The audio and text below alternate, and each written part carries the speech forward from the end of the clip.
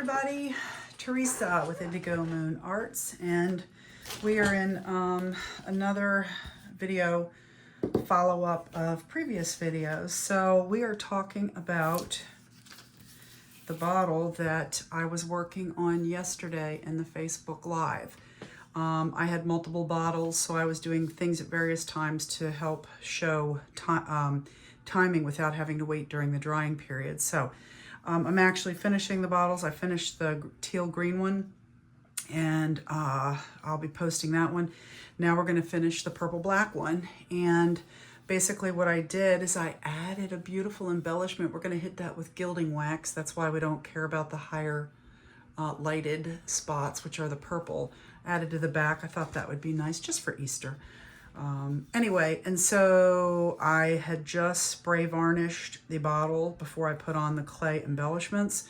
We got a little out of sequence yesterday in doing the live because I wanted to be able to show you various things without having to wait for the drying time, which is why I used multiple bottles. So anyway, we just put these on, we painted them black, then I tinted them purple to give them an extra dimension and depth. And now we're to the point, and then I decided again to put on the cross on the back. Now we are at the point where yesterday I showed how to tint the finial with gilding wax purple to make it match. It comes black from Amazon. It's a metal lamp finial. And yeah, they screw on top lamps, that's what they're for, but they make great bottle toppers. So we're gonna put it on. I'm gonna show you how I put it on, which is just a quick, easy, one-step process with two materials. One, we use the E6000 glue, which works very well, but it doesn't dry immediately like hot glue. Hot glue isn't good for long-term. E6000 is, but my hot glue gun, which is just off screen here, it's the way it's plugged in. What we're gonna do, we're gonna take the finial and we're going to put as much glue inside and in the rim of the E6000, and we're going to hit a couple spots with hot glue to hold it in place while the E6000 dries. So I just go around the rim like this. I know it's going to be a little bit messy. I'll move it around with my finger a little bit, but I do want to make sure it adheres. So you've got to get it on the parts. It'll come out. Make sure you get a lot on that real estate. And again, you can see I'm just putting a little tip, hot glue in a couple spots. And that's strictly for strategic holding. And I push down hold it there for a few seconds. And that allows it to stay on the bottle. Make sure you get it kind of even. You have a minute to mess with it, I guess. You know, just to, all right.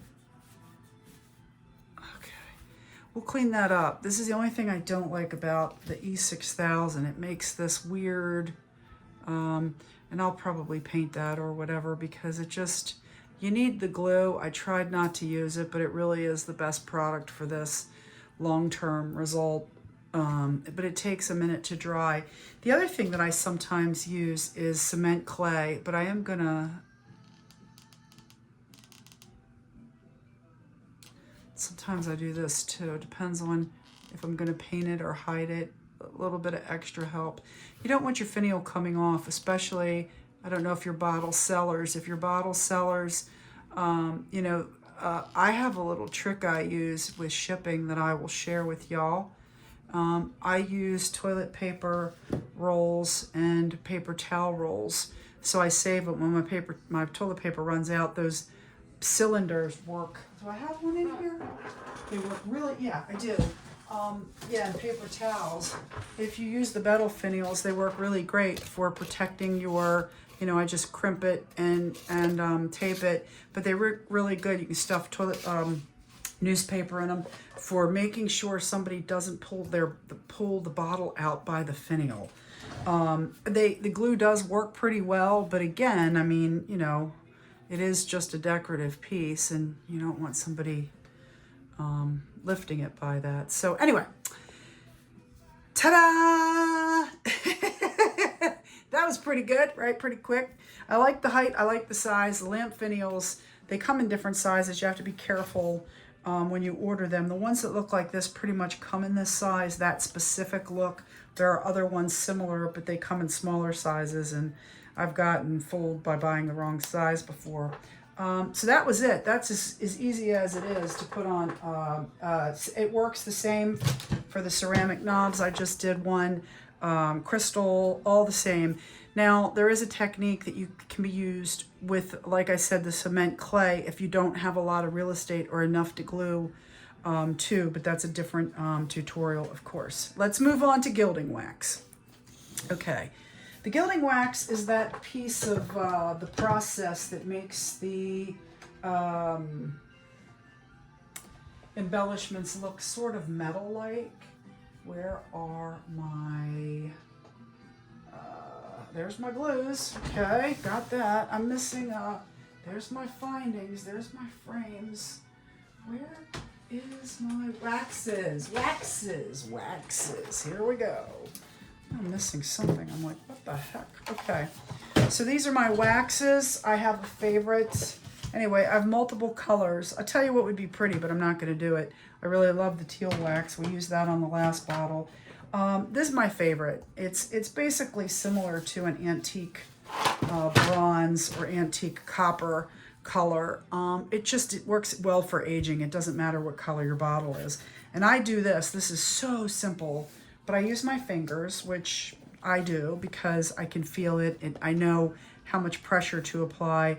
And this particular finger has the least amount. My favorite is my middle finger, honestly, to use. It's the longest, it works the best, but my fingernails get full of this. So I'll do it anyway because I can put my nail.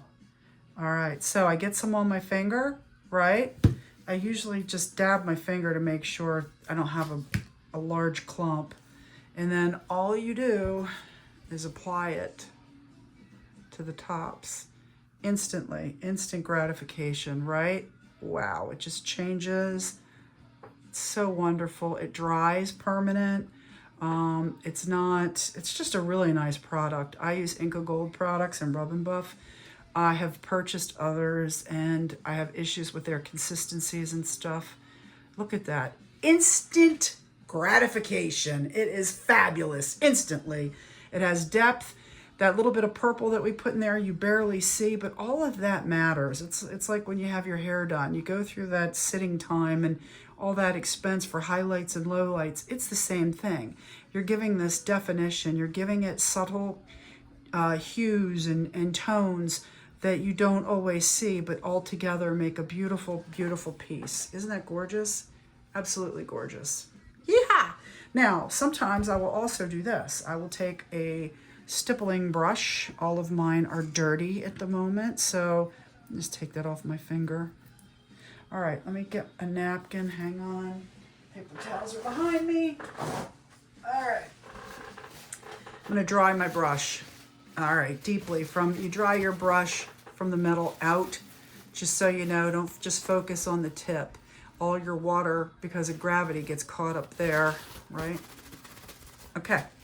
And then I'm going to take my stippling brush and stipple a little bit of the gilding wax on the shoulders of the bottle. I'm only going to put the gilding wax where the highlights, where light would hit the bottle, like, you know, actual reflections. That's all I'm doing. And I'm just doing it in some corners. And that's because it has a sheen to it. The gilding waxes are metallic. The rest of my bottle is not. So I don't want to go overboard with it. I just want to hit a couple natural areas of highlighting. That's it. This is going to be a quick video because my cat is at the window and I've got to get her. She's sick. She's an indoor-outdoor cat and she's there and I got to go get her. So we're going to make this a really short video. It's under 10 minutes. Come back with me. Look, I'm going to hit the finial just a little bit too. Come back and watch the findings part and how I trim everything up. Thanks for watching. Love. Bye.